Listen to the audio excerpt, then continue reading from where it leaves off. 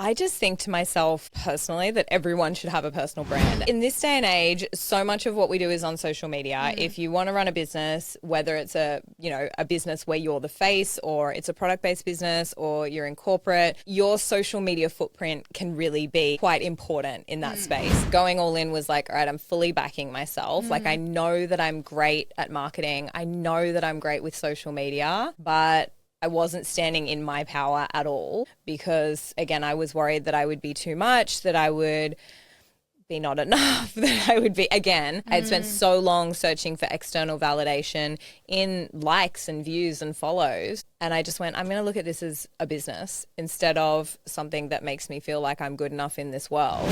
Do you believe that anyone can build a successful personal brand? Yes, I do. Oh my I God, really I love do. that. I'm Yes. like, why not? Like, if you're the shy girl, you can build a personal brand around being the shy girl. I challenge anyone listening to this. If you're like, I couldn't build a personal brand, come and tell me why not. I think if you're building your brand, like if you're really building and you're like wanting to build up your audience, you should be posting regularly and like creating a brand presence and awareness. I think you want to be working on those brand values, which again are different from your personal values, what you stand for, what you speak into. I think it's important to continuously educate yourself. Welcome back to another episode of Conversations That Count. I'm your host, Jeihan, and today's conversation is one that's going to shift the way you think about personal branding and how you show up in the world. I'm joined by the incredible Ange, founder of the Gratitude Project. She's a powerhouse in the branding and business space, and her perspective on building a personal brand is equal parts refreshing and challenging. In this episode, we talk about everything from defining your brand values and navigating vulnerability online to releasing the need for external validation and building a presence that actually creates opportunities. And shares how going all in transformed her life and business, and why it's just as important to decide what not to share, and how she's built a global platform that opens doors she once only dreamt about. If you've ever felt like you're unsure how to show up online, worried about being too much or not enough, or you simply want to start being more intentional with how people experience you, this episode is for you. Let's dive in. Personal brand, like I feel like at the moment, especially with things like AI and stuff like that, where it's taking a lot of the technical skills away from people. Like now more than ever, I feel like it's so important to develop who you are and personal branding because people connect with people, right? So can you talk me through personal branding and what is it? I mean, I just think to myself personally that everyone should have a personal brand, and not everyone agrees with me on this, which is okay, but you're wrong. I agree with you. Yeah. But I just think in this day and age, so much of what we do is on social media. If you want to run a business, whether it's a business where you're the face or it's a product-based business or you're in corporate, your social media footprint can really be quite important in that space. You know, I think to myself when someone asks me, oh, do you know so-and-so? I immediately search Instagram and I'm like, no, let me look up their profile to figure out if I know them. And so in my opinion, being intentional, whether or not you have a business right now, being intentional about what you stand for and your personal brand in the world is kind of important because things are changing so quickly, and the way that we search for people and get to know people is predominantly on social media, so it's kind of like if you don't have it or you're not building it right now, it's the perfect time to start. Yeah. And really it's like just building the person behind what you do, right? Yeah, that's it. And really choosing not just your personal values to showcase, but your brand values. So one of the things that I'm quite open about is I don't share my whole life on social media, mostly because I've got 4 daughters and they don't necessarily want to be posted about every day. They have days where they don't want their photo taken. They have days when they want privacy. And also for most of them, they're too young to fully understand the impact of them on social media.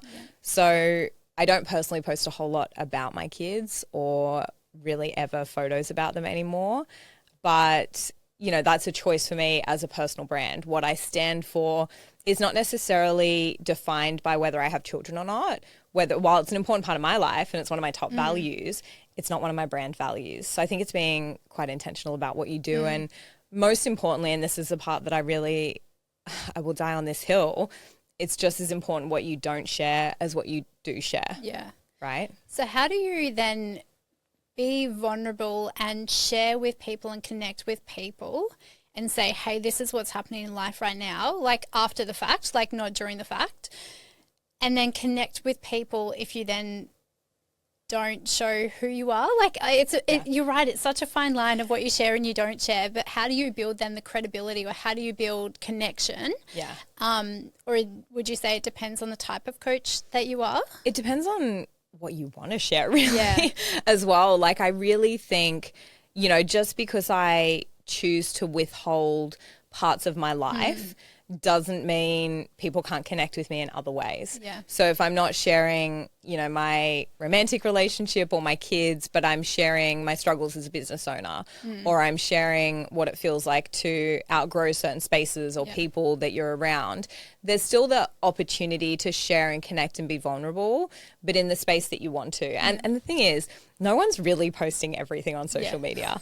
Like, no one's like, I had a terrible day, look at this big zit on my chin. Yeah. Like, no one's really posting everything. Usually, and this is the part that can be kind of triggering for people, they're sharing because they're getting something out of it. So what I was seeing, and for me in particular, like, I was the worst at this. I was like, I cringe when I look back at some of my old posts. I love the cringe factor. I literally was sharing out of ego only. So even when I would share, struggles as a single mum, I was doing it because I wanted people to see that I was having a hard time, and, the sympathy felt nice and the validation felt nice. And I was looking externally and calling it, well, I'm connecting and I'm being real and relatable. But realistically, when I look back at it, I'm like, it was all ego. Like, it was, when I got into my relationship with my partner and I became a step parent, I would share us having fun and doing all these great things and how great my relationship was with my stepkids. And I'm like, am I doing this because it adds value to the world, or am I doing it because I want to show people that I'm a good stepmom because that means something? Like, what am I trying to prove? And so when I got intentional around my brand, I would always ask myself, am I sharing to add value, or am I sharing to feed my ego? And I realized that like 50% of what I shared was to feed my ego, to show people that I was enough in my world. Yeah. And it wasn't until I really tapped into becoming enough for myself and stopping seeking external validation and just finding it within myself that I realized I don't need to post that stuff to connect. Do you know what I mean? That's such an important lesson though, right? Like, the intention behind it, and then also the validation. Like, and it's something I'm navigating myself at the moment, is like, how do I show up that isn't polished, or like it's not, hey, this is everything I'm doing, as you said, probably ego driven, rather than I just go, hey, this is me. And I find that connects more. Like, I get more engagement, I get more conversations, and that's, I feel like, what it's about at the same time, right? Like, rather than being polished, because I'm definitely not polished. I'm not really polished either. People think I'm polished because I'm like, I can take nice photos and sometimes have nice hair. But mostly no one's that polished. Yeah. But again, it is just that question of like, what is the point of me posting this? Why do I want to share this with the world? Yeah. Because I do wonder if we've become a society of oversharers, where like, here's what I had for breakfast, here's the walk that I went on, here's all this stuff. And again, I think if it's adding value in a way, like if it's really supporting people, if it's inspiring people, it's a good thing. But if it's just kind of like, I'm sharing for the sake of sharing, I do question it. I guess it's trying to work out what feels right for you at the same time, right? Yeah. Yeah. And what you want your personal brand to be about. Because I think if we open up and go, okay, I'm going to have a personal brand and it's going to be my whole life. There are things that are going on, like we spoke about before we recorded this, with my family that I would never share publicly because it's not my business. Yeah. And it's soul crushing for me behind the scenes, the different things that I'm currently dealing with. But some of it is also not my story to tell.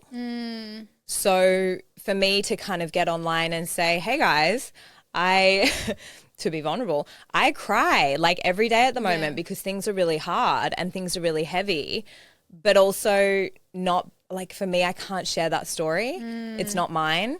And also how is it helping people? I will definitely get a lot of messages of like, oh my God, you poor thing. And how are you working while you're going through all this stuff? But I don't need that. I really, you know, I'm very open with my audience of like, I'm going through the same stuff that you guys are most of the time too. It's just my purpose of my platform is to teach people how to market themselves online, how to build a personal brand, and how to really monetize their genius.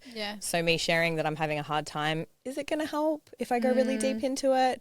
Probably not. You know? And like that's a really valid point at the same time. It's like also saying, hey, I'm human. Like I'm not perfect. I've got shit going on, but it's like, you know, knowing how to move through that and how I get support outside of that at the same time, or even just saying I'm moving through stuff and I'm still showing up because that's what I need to do, right? Like that's my personal brand, rather than allowing that to stop you. And I think I attract, or I believe my audience are pretty smart. They don't look at me and go, oh my gosh, she must wake up looking like that. Her life must be perfect. I bet her kids never fight. I bet her house is always clean. I mean, that doesn't happen. I literally, surprisingly, I don't wake up like with hair like this or looking like this. I've actually got really crazy frizzy hair. But like, again, I'm like, my audience is educated. They are not living with the belief that everything is always easy for me in my life, that I don't fight with my kids, that I don't get frustrated when the dishwasher doesn't get cleaned or put away, that I don't fight with people that I love. Like it's like they know that all that stuff is happening. I don't need to proclaim it to the world every time it happens. You know? So again, I'm like, I think we do live in a world where people often give the highlight reel and sometimes people will straight up hide really hard times. I know someone right now who's going through an awful time. If you looked at her social media, you would think she's winning at life. You would be like, oh my gosh, her life is perfect. Like, look at all these changes that are happening. But I'm like, I know she's going through heartbreak and really, really hard things, but she doesn't want to share that that's going on. And that's her choice, you know, for her brand and what she's comfortable to share with the world. Yeah. And I love that at the same time. And like, you know, later on down the track, if they feel called to share, then they can. But at the same time, like it's just navigating that behind the scenes, like it's one I find, it's a bit of a fine line in a way, and like personal preference, I think, at the same time, right?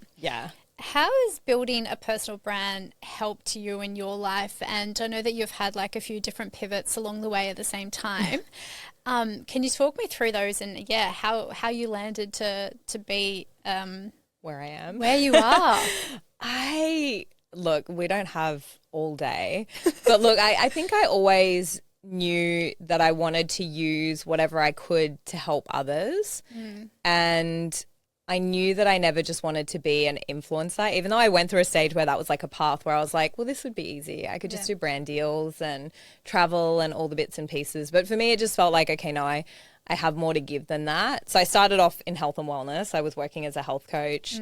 And then the health coaches that were watching me were like, how are you booked out? Like, how are you doing what you're doing? And so then I kind of naturally pivoted into business coaching health coaches. You know, I started studying. I was like, right, I want to get really good at this. This is obviously something that's quite natural to me.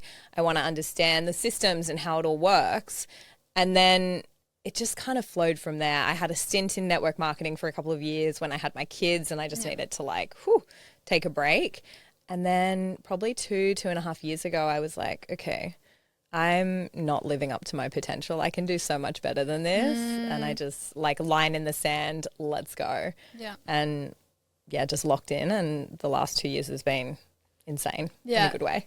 I was having a look at your social media page this morning as well, and like scrolling back, and I'm like, I've followed you for such a long time. Like every content, I'm like, which is great because, like, you know, I think it must have been around that time, and I discovered you, and obviously, seeing you grow from there. So it's great that I was just like, wow, I've been a massive support. It's always great. Thanks, I appreciate it. What does going all in mean to you, and like, how has it actually changed your life?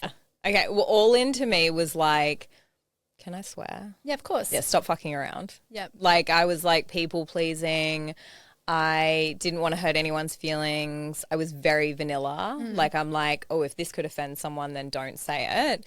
And so going all in was like, all right, I'm fully backing myself. Like, I know that I'm great at marketing. I know that I'm great with social media, but I wasn't standing in my power at all because, again, I was worried that I would be too much, that I would be not enough, that I would be, again, I had spent so long searching for external validation in likes and views and follows. And I just went, I'm going to look at this as a business instead of something that makes me feel like I'm good enough in this world. And just everything changed. And then, you know, I think the flow-on effect of that, of really stepping into what I know I'm good at, obviously the income's been really great, but it's the connections and it's just waking up every day and knowing you're doing something you're really good at. Yeah. You know, and even just the people who are around me who for a couple of years kept saying to me, like, you're not living up to your potential. Like, I feel like you could do so much better than what you're doing now. Like, you've got so much genius and so much that you're not sharing. And for them to now be like, okay, like, you're crushing it, you're doing a good job. I'm like, oh, they saw it before I did. I get that. I get it. And it's so important to have those people in your life too, right? To actually say, "Hoi, you can be better. Yeah, what are you You doing? can do better. Yeah. Yeah. How do you make sure that you are stepping into your potential, and what were some of like the mindset shifts that you needed to face or do to make sure that you are like, you know, your voice, you know what you stand for, you're stepping into your power, and you're continuously like trusting yourself to take that next step? It was really stopping giving a shit what people thought of me. And again, you can go back to probably my content 2020-ish. Like, I was just like, how can people like me more? Yeah. How can I be liked? How can I prove that my life is good enough, that all of this stuff? And I was like, all right, I don't care about that. I care about the people that I can help. I care about the people who, you know, my big passion is women who are great at what they do, because there are so many women who have something they're doing, whether they're a wedding planner or a kinesiologist or they're coaching women on health and fitness. They're so good at that, but they don't have the skills, or they've never been taught how to market efficiently. And so they kind of think like, oh, I'll just put up a slide with my offering, and how come people aren't signing up? And so for me, I'm like, okay, I have an opportunity to take those people who genuinely have a gift and show them how they can get more people to see them. Like, why wouldn't I do that? And so a part of it was stop caring what people think. And then a big part of it was, where can I be helping people and make it less about me and more about others?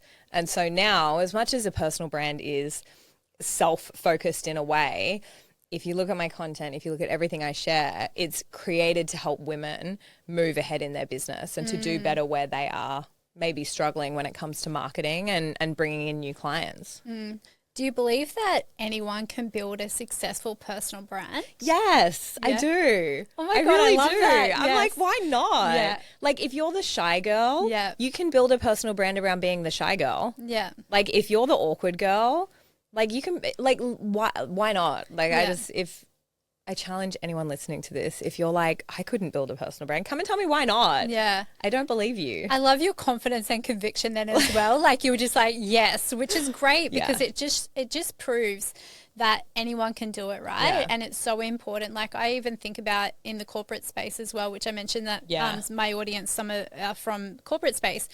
Like, people don't care about your job titles. They care about who you are, which all comes back to personal brands. So you might be listening and going, well, I don't have a personal brand or, a business, or I'm not wanting to build a business.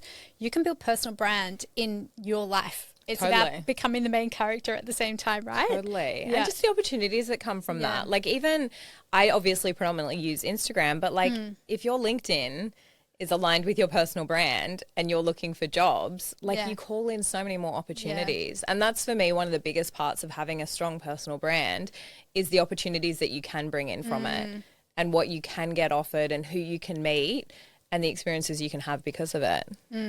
So you've landed in some pretty incredible rooms, like, and you've had some like global opportunities at the same time.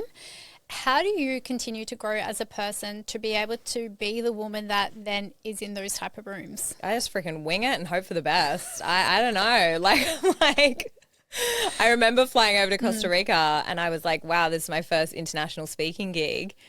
And I think I move so fast that I don't give myself a chance to overthink. So as soon as I got the contract, I'm like, right, organize. Like I'm very much like a what's the next step girl. So I'm like, all right, organize the flights. All right, cool. Write my talk. Okay, refine my talk. Okay, practice it 1,000 times in front of the mirror. Like just keep going. Like what's the next step? Okay, get on the plane. Okay, we're getting there. All right, go and meet the people. Who do I need to connect with? What do I need to know before I start talking? Like it was just like, okay, go, go, go, go, go. Figure it out as you go. Yeah. Like I don't have time for self-doubt. I love that at the same time. Get out of your head. Just Yeah, move. just get out of your head. Just do shit. Yeah. I love Layla Hormozi says, fuck the mood, follow the plan. Yes. And I adore that because I'm like, you know, especially as women, I don't know, I get in moods where I'm like, I'm tired. I just want to like cuddle up in bed and be a baby for the day and have snacks. And I'm like, no, I've got a plan and I'm young and life is both short and also a very long time and I gotta make the most of it. Yeah. Like I got shit to do. 100%. I love that you brought Layla into the conversation as well, is because like I just love them. And what they're creating together. And she's just so brutally honest, I think, where she's at and how she shows up at the same time. Yeah. One thing I've been like playing around with, or probably have been topic of conversation, is around like masculine and feminine structure in business. Yeah. And so a lot of, you know, for women, it's like being intuitively led. Like, what do I feel like I want to do today? And I go with that. Where Layla, and like you just mentioned, it's like, what's the plan? Stick to the plan, fuck the feelings, essentially. Yeah. What's your take on that at the same time, and how do you weave in both into your business? Yeah, I think there's room for the feminine and masculine in business. So the masculine is the structure. In my mind, how I run my business, like I have structure in order to hold that masculine energy. There are plenty of times when I have to be in my masculine. Like when you're coaching someone, yes, you know, in the type of coaching I do, yes, there's like moments where you want to drop into a more nurturing side, but women don't come to me to be nurtured. They come to me because they're like, I want strategy, what's going to work? Like, tell me where my gaps are and let's fill them.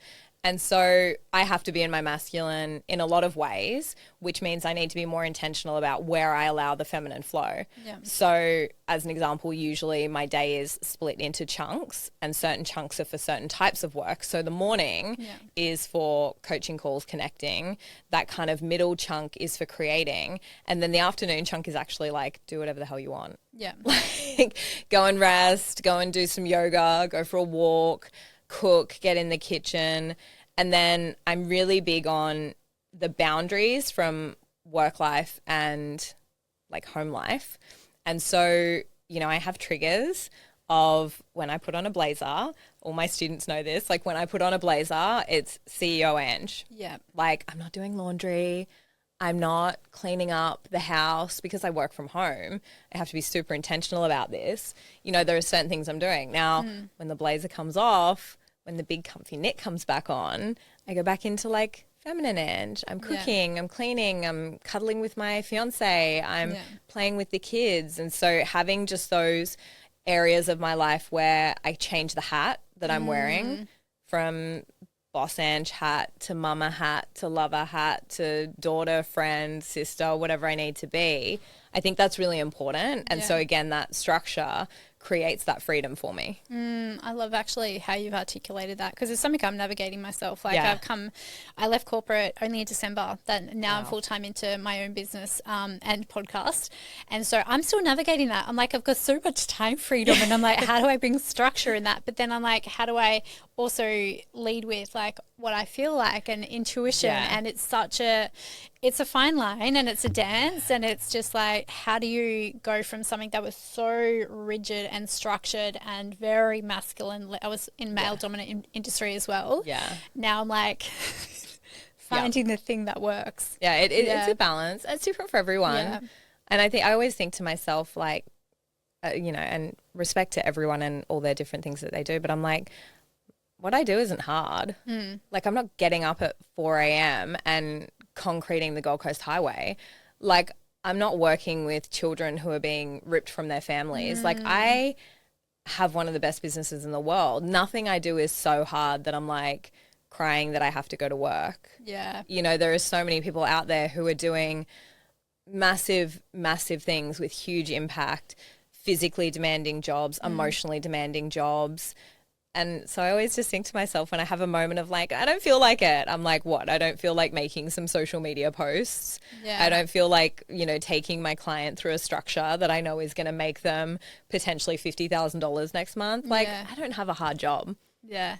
So it's like I'm never in such a mood that I can't just get up and do it. Yeah. I love that. I think it's a great reminder as well, right? Just get up and do it, stick to the plan. Yeah. What are your like non-negotiables every day to like, make sure that you're, I guess like, we think about your business and your personal brand, like what are your absolute non-negotiables like for someone building personal brand that they have to do every single day? I think if you're building your brand, like if you're really building and you're like wanting to build up your audience, you should be posting regularly and like creating a brand presence and awareness. I think you want to be working on, like I mentioned, those brand values, which again are different from your personal values, but what you stand for, what you speak into. I think it's important to continuously educate yourself. Like you said at the beginning, like, can I call you the queen of branding? And I'm like, well, you can, but I'm not the best there is. Yeah. But I'm going to be, because every single day I'm dedicated to educating, to learning, to doing market research, to really figure out, okay, where are the gaps in my knowledge? What do I need to learn? So I'm never going to get complacent that I know everything and I'm good. Like I'm always on that journey of how can I be better? How can I better serve the women who are paying me their good hard-earned money to help them? And so I think, that education, the brand awareness, getting in front of people, if you're building a brand, that's the most important part. I can imagine you've seen some social media change a fair bit over the last couple of years. Yeah. What are your thoughts like when it comes to like the trends, and what are the biggest things that you're seeing at the moment when it comes to social media that people should actually double down on? Okay, we don't need to dance and point at the screen anymore, which is like the happiest day of my life. I mean, some people still do it and they do it really well. I follow a girl and she still like does her dances and point, and I'm like, you do if good. If you can dance, go for it. I can't dance. Yeah. No one needs to see that 6 o'clock in the morning. But, I think some big changes have happened, especially over the last 5 years. I think the economy has changed a lot since COVID, and we kind of shifted from like really loving influencer content where it was very, consumerized, buy this, have that, look like this. That was really fun for a while and we loved getting a glimpse into people's lives. Whereas what I've seen probably over the last 2 to 3 years is a real shift into educational content because life is harder for people. I mean, I know when I grocery shop, I'm like, how is this like costing this much money? I'm like, I remember a grocery shop used to be like, $150, $200. And I have like 6 humans to feed. So obviously it's substantially more, but it keeps getting higher and higher. And, I'm going to Canada in October for a speaking gig, and even just sending through the rates for my flights to them, I'm like, okay, this is not cheap. Like travel's expensive. Everything's becoming more expensive right now. I don't know when it's going to end. I'm no expert in that area. But I think because of that, we've leaned a little bit more away from that aspirational content, the consumer content. It's still there. It's always going to have its place. But I think a lot of people are scrolling for education. How can I, from things like how can I improve my posture to how can I grow my hair to how can I save $100,000 this year to how can I have a personal brand to how can I market myself effectively? How can I get my kids to eat vegetables? So people are scrolling more so with the intent to learn, to better themselves than just to kind of disconnect and see what influencers are doing in the world, Yeah.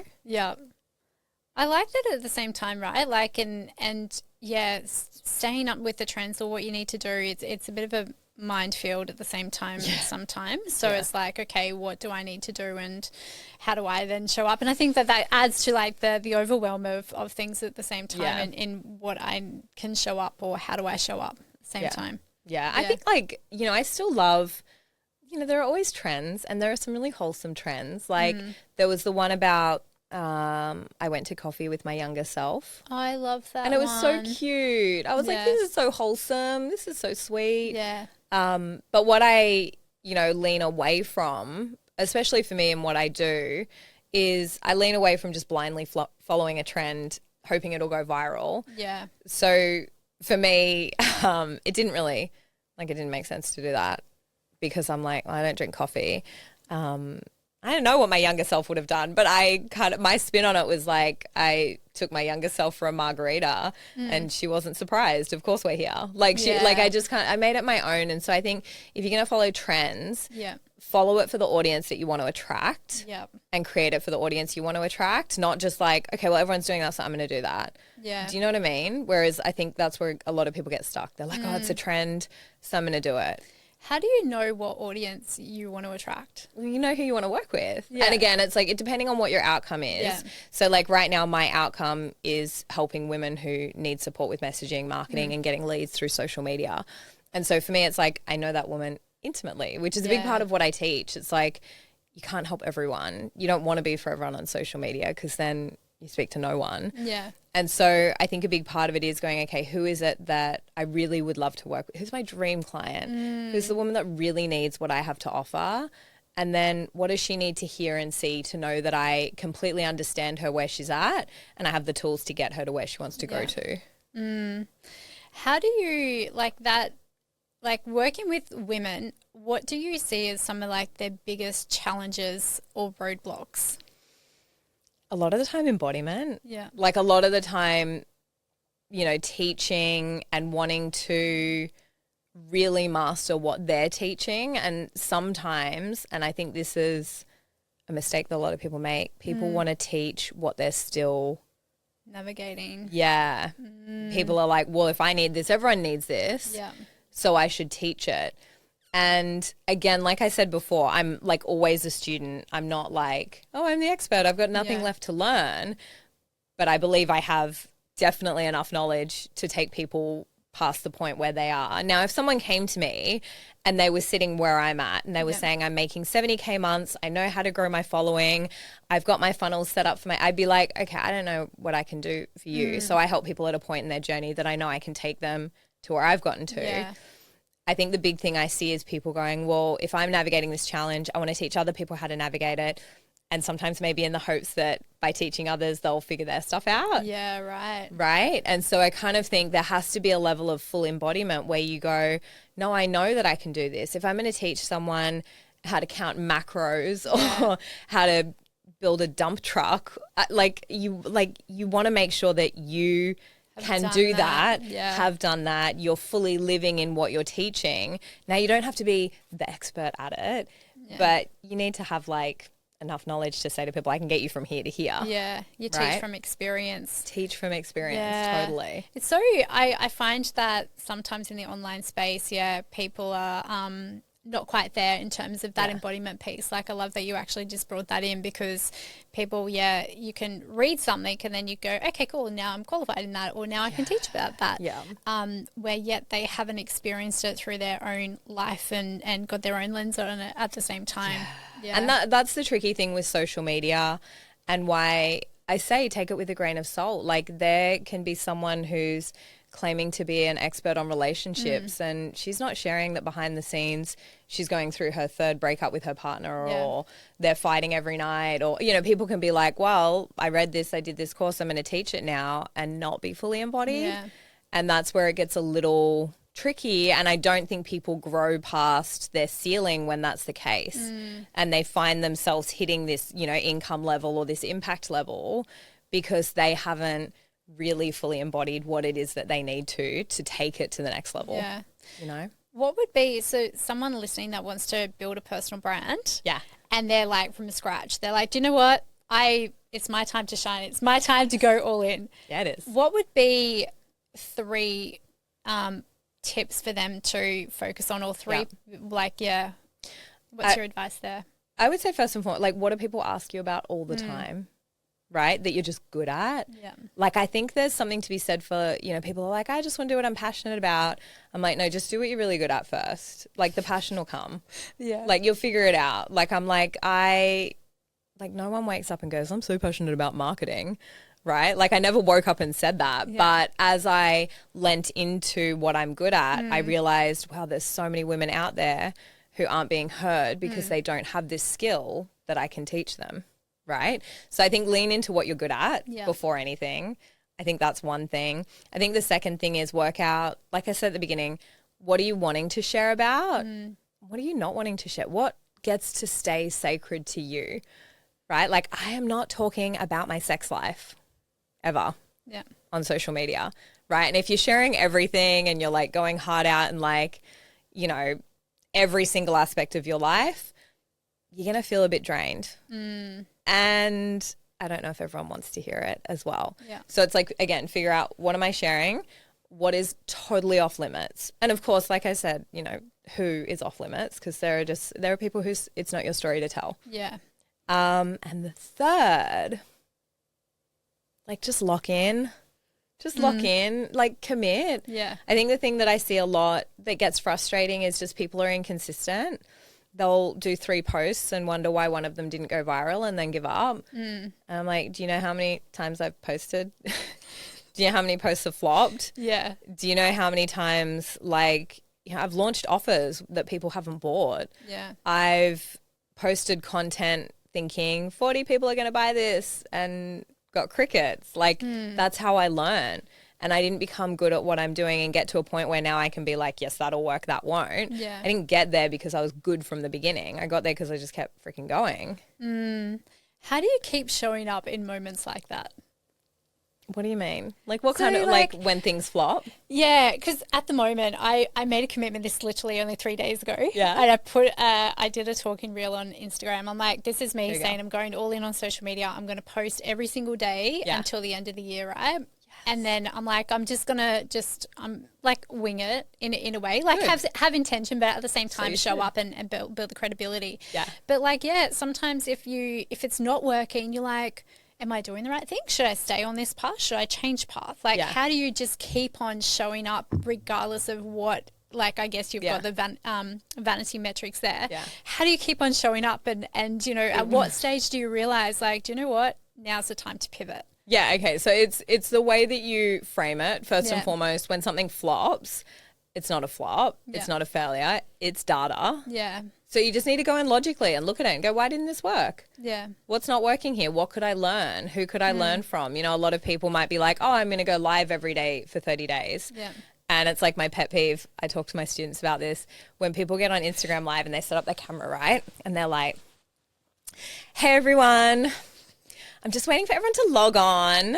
Do you do that? No. Okay, good. Okay. I know what you're talking about at the same but time. no shade. Like, no shade if anyone does that because they don't know better. Like, no one's been taught it. So if you're listening to this now and you're like, Ange, you bitch, I do that. I just hear me out. And they're like, let me know where you're tuning in from. And I'm like, what are you doing, girl? Like, you have 3 seconds to catch their attention. And so again, if you did a live like that and it flopped and you didn't get a whole lot of interaction, you go, okay, I wonder what I could do. Like, go into ChatGPT and be like, how can I optimize my lives so I get the most amount of views? And I mean, I'm slightly more knowledgeable than Chat, but hopefully it would say something like, start with a hook, because the most people watching your live aren't watching it live. They're watching it when you repost it, right? And my lives get just as many views as some of my reels because I start with a hook. I don't sit there and wait for people to jump on. I'm like, no, we're fucking going because I'm filming it. Love. Give me some love if you're there. Hit the heart. I'm like, shh, stop doing that. What are you doing? But I'm like, again, I'm filming it like it's intended to be posted to my feed. And so if something doesn't do well, if a strategy is not working, you look at it objectively and go, well, what's not working? What data can I take from this? If I'm not getting a lot of likes, then it's probably not resonating with a lot of people. If I'm not getting views, then I don't have a strong hook. I need to get better with my hooks and getting people's attention, visual hooks, written hooks. If people aren't saving it, it's not valuable enough. If people aren't sharing it, it's not relatable enough. Like, there's metrics for every type of interaction on social media. And so you just go, okay, what's the data telling me?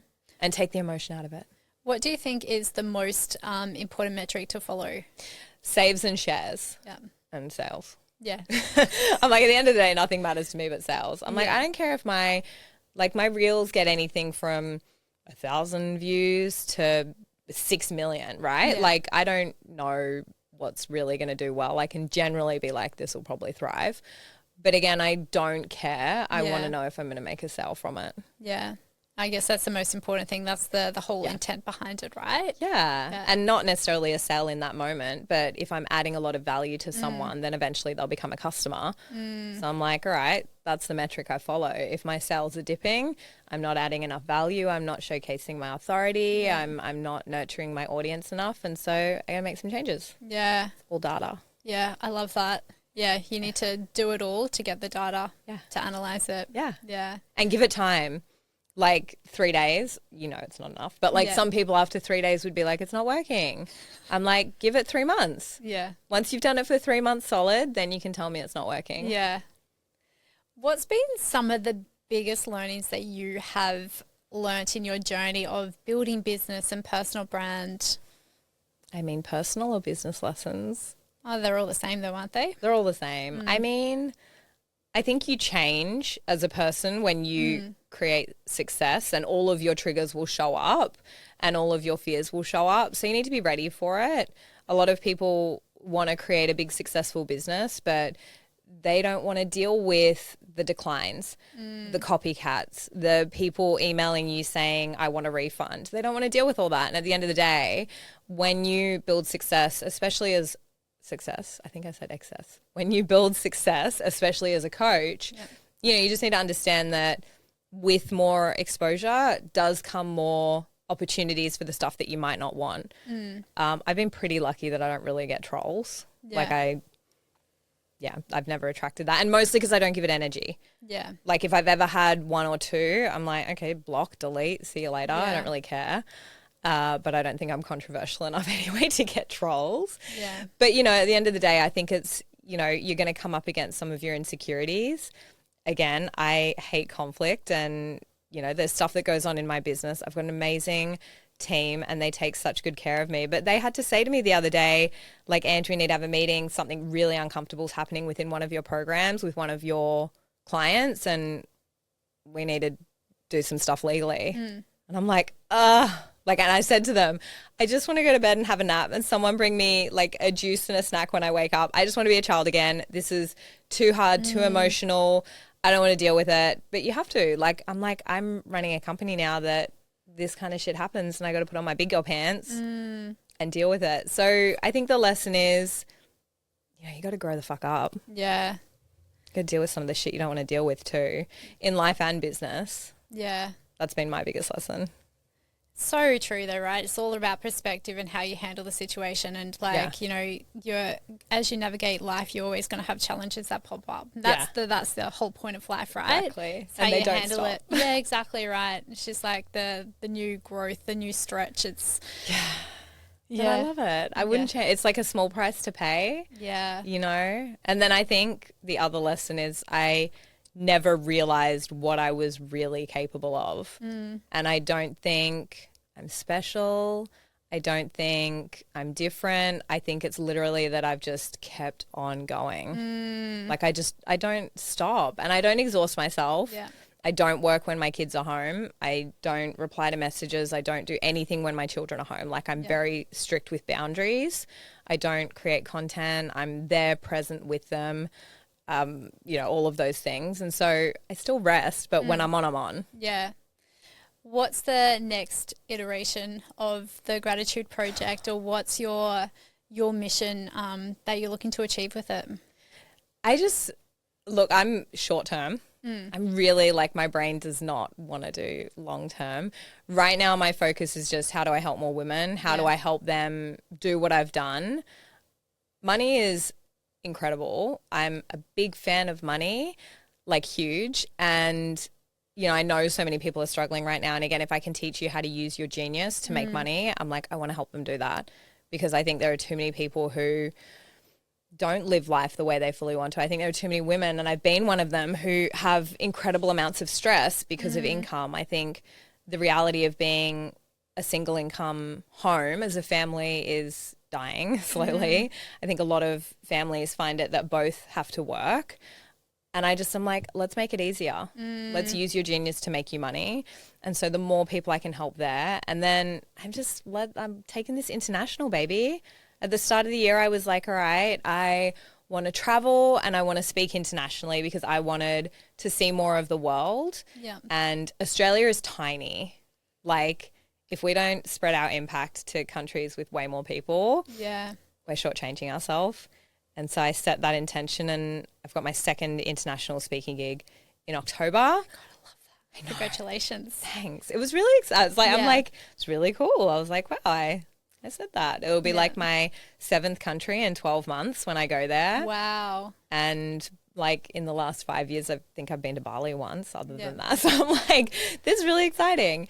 But yeah, I want to get on a bigger stage, a louder stage, and help people more with what I've got. Do you know, that's something I've realised recently, that Australia is so small.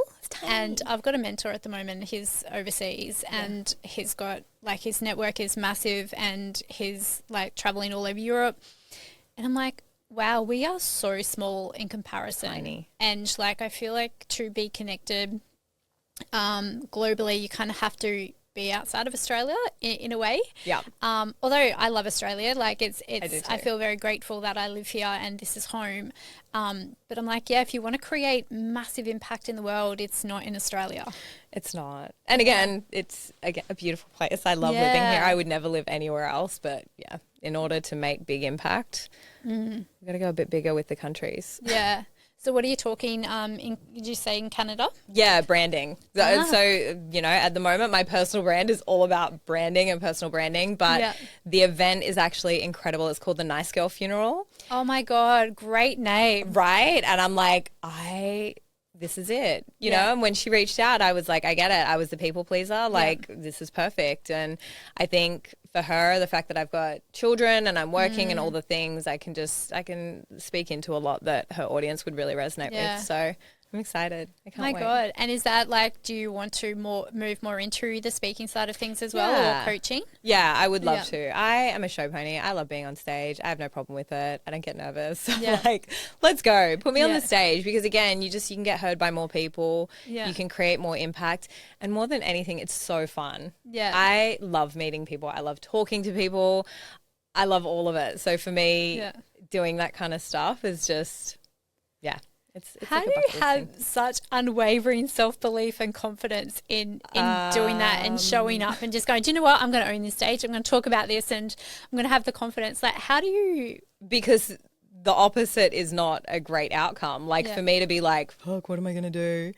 That's not going to put me in a very good position. Yeah. And like, I don't know, some people might disagree, but confidence for me is a choice. Yeah. Like, I can wake up every day and I can pick at my, chubby tummy, my, cellulite. I can pick at my skin, my dark circles, because my kids wake me up in the middle of the night. I can do all of those things. Or I can wake up and go, you're a bad bitch, and let's fucking slay the day. Let's go. Let's do it.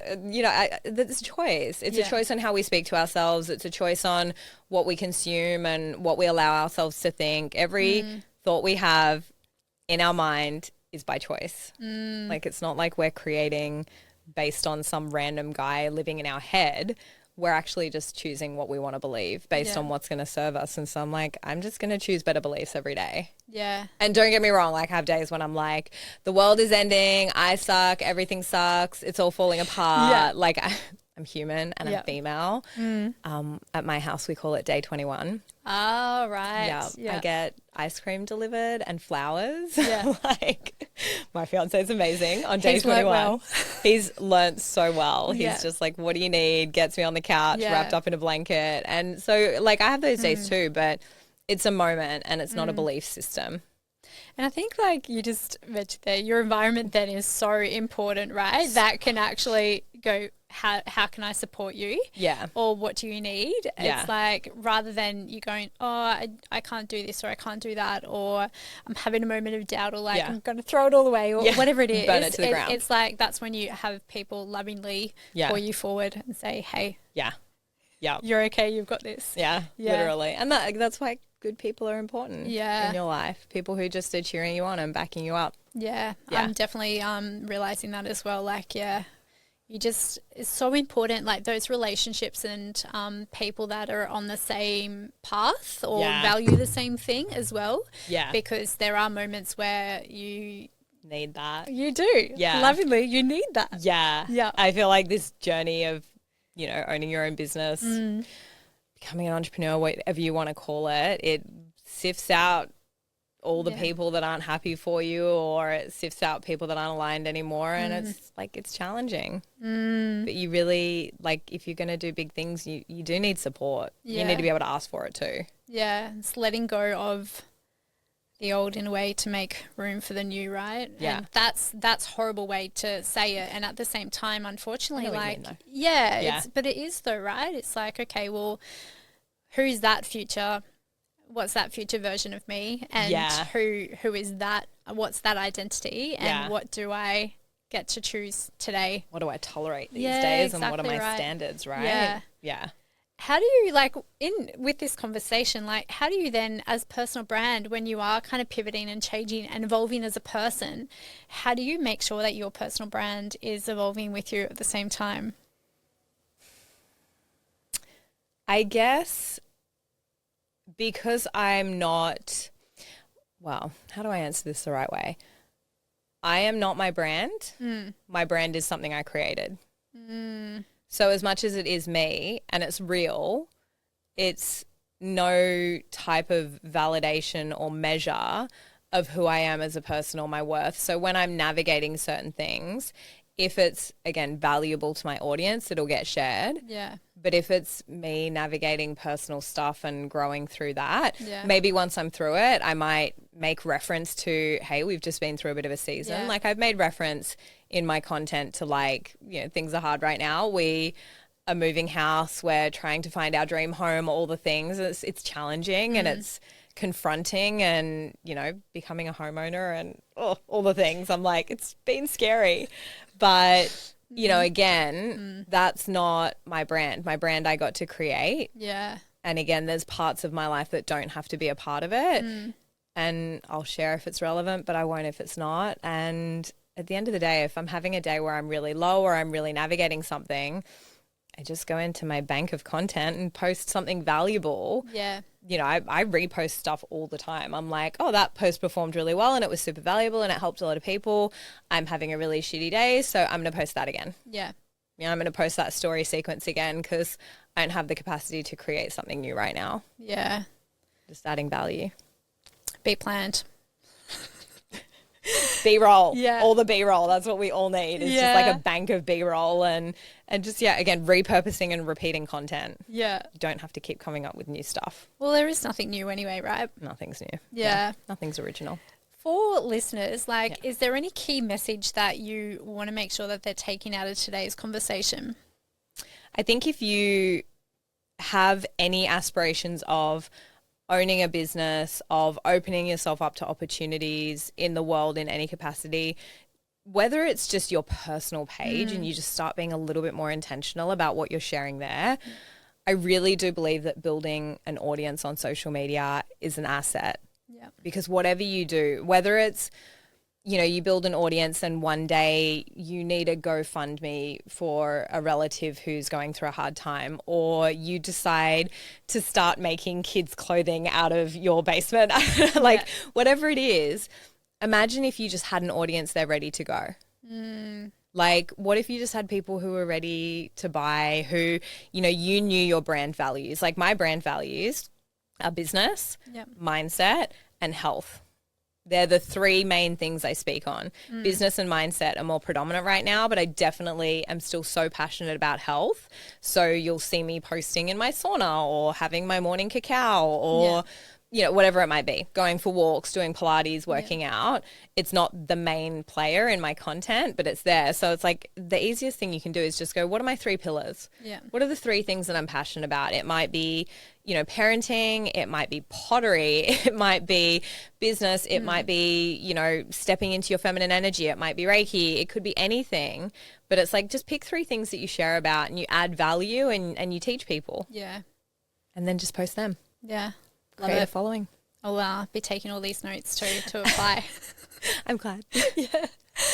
Is there any question that you were hoping I would ask today that I haven't quite got the opportunity to? Because I think everything's perfect. So I'm always whatever direction a podcast goes is Yeah. exactly the way it was meant to go. Yeah. Yeah. I love that so much, right? Yeah. And the message is going to land perfectly for whoever's listening at the same time, right? Yeah. Like you always hear what you need to hear in that time. Yeah. Yeah. The right person will be like, that was awesome. And the wrong person will be like, I don't like that girl.